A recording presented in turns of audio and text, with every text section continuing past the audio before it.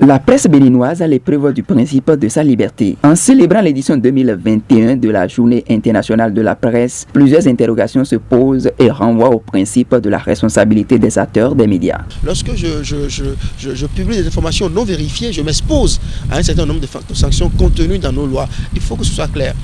Malheureusement, aujourd'hui, on observe que les professionnels des médias continuent de méconnaître les dispositions de la loi.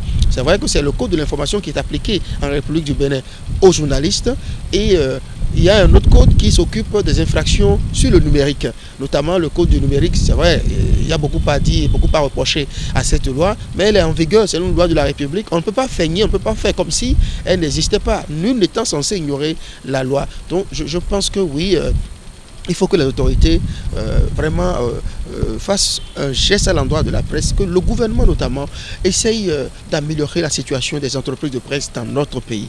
Que l'on fasse en sorte surtout, et ça au-delà de l'aspect gouvernemental de votre question, c'est que nous-mêmes professionnels des médias, la plus grosse part de la responsabilité nous revient.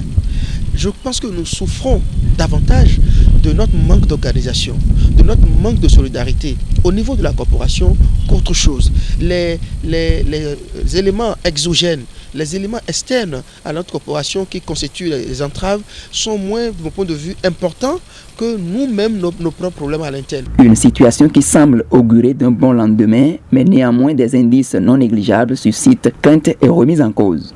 Au Bénin, bon, si on va voir un peu le résultat que Reporters sans frontières ont publié récemment, si on voit la position que le Bénin occupe, cela laisse beaucoup à désirer. On ne pourra pas dire que c'est totalement respecté.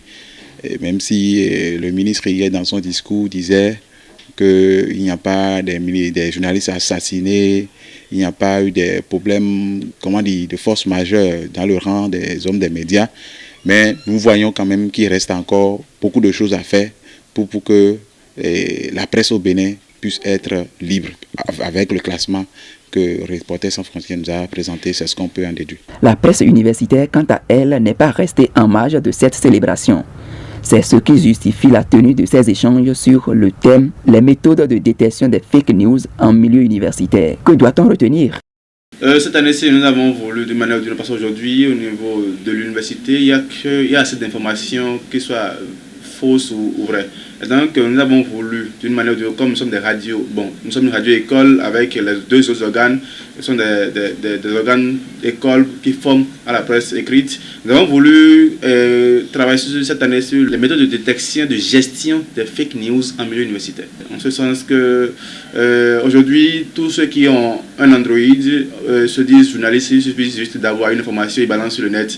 Et donc, nous autres, à l'université, nous devons travailler à ce que, quand l'information, elle va sur le net, parce que c'est peut-être notre première source, on aille vérifier, on aille distinguer la vraie de la fausse, afin de ne pas balancer du n'importe quoi à l'antenne. Et donc, on leur apprendra en cette journée, ce soit des panels qui sont animés, mais en même temps, ce sera l'occasion pour eux de poser des questions afin de savoir comment détecter les fake news, des vraies informations. Presse libre, presse responsable, le défi est lourd mais nécessaire. Le gouvernement a sa partition à jouer.